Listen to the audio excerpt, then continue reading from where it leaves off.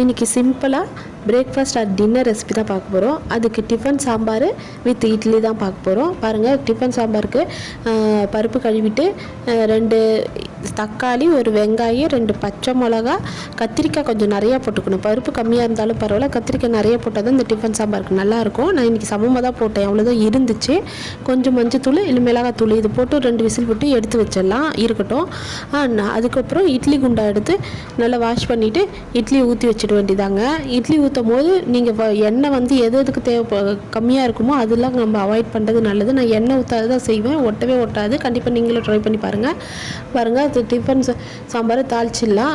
2 spoon எண்ணெய் ஊற்றி கடுகு போட்டு, சோம்பு போட்டு, கருவேப்பிலை போட்டு, பெருங்காயம் தூவி இதை ஊற்றி எடுத்துட்டோன்னா சூப்பரான டிஃபன் சாம்பாரும் ரெடி.